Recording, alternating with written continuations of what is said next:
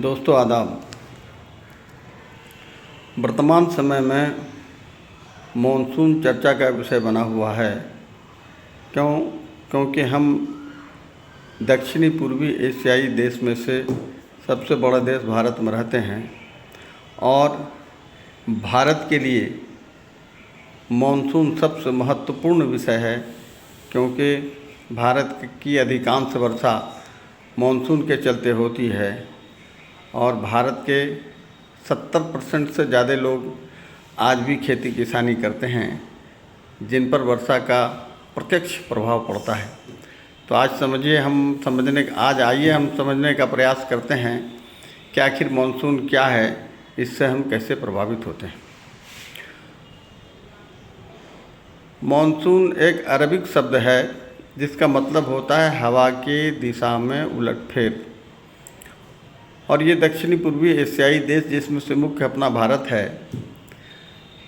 प्रकृति ने इसकी बनावट कुछ इस प्रकार की है कि उसके उत्तरी भाग में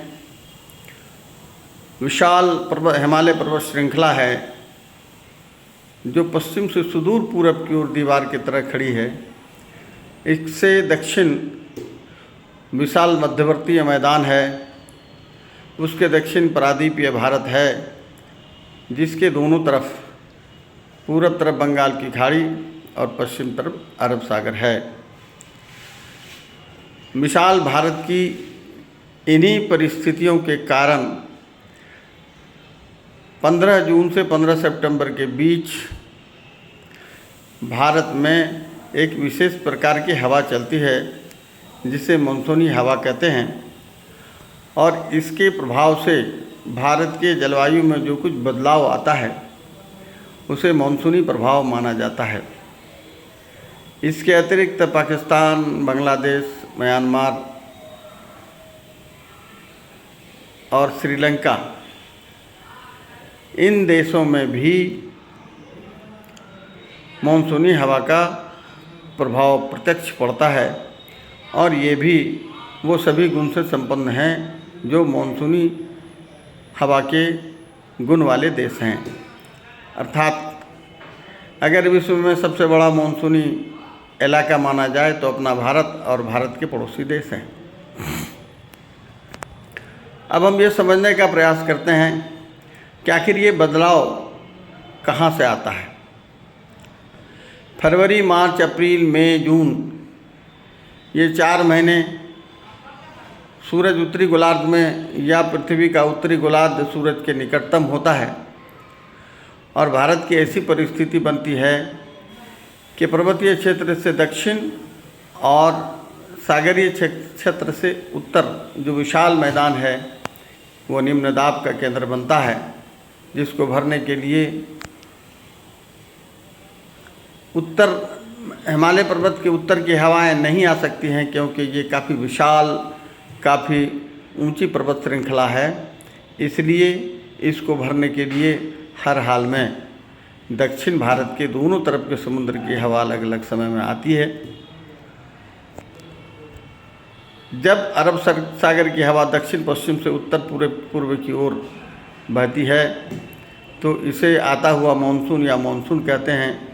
6 महीने के बाद जब निम्न दाब का केंद्र विषुवत रेखा के दक्षिण तरफ बनता है, तब उस निम्न दाब केंद्र को भरने के लिए उत्तर भारत की हवा दक्षिण भारत की ओर जाती है। दक्षिणी गोलार्ध के निम्न दाब केंद्र को भरने जाती है। वो जाड़े का मौसम होता है। इस समय प्रायः बंगाल की खाड़ी के उत्तर पूरब से दक्षिण पश्चिम की ओर हवा चलती है, और प्रायद्वीपीय भारत के दक्षिणी पूर्वी तट पर बड़े पैमाने पर जाड़े में बारिश होती है, जिसे लौटता मानसून कहते हैं। अर्थात तमिलनाडु या उसके आसपास के जो क्षेत्र हैं वहाँ जाड़े में वर्षा होती है, और इस वर्षे का कारण लौटता मानसून होता है। तदनुरूप वहाँ का कृषि क्रम भी वैसा ही है। हमारे उत्तरी भारत के किसान मूलतः मानसूनी वर्षा पर निर्भर करते हैं और बड़े पैमाने पर इसी सीज़न में लोग धान की खेती करते हैं, जो यहाँ का मुख्य खाद्यान्न फसल है। तो हमने आज अब देखा कि मानसून किसे कहते हैं, मानसून की हवा कहाँ से कहाँ आती है और इसका हमारे कृषि पर या हम पर क्या प्रभाव पड़ता है। धन्यवाद।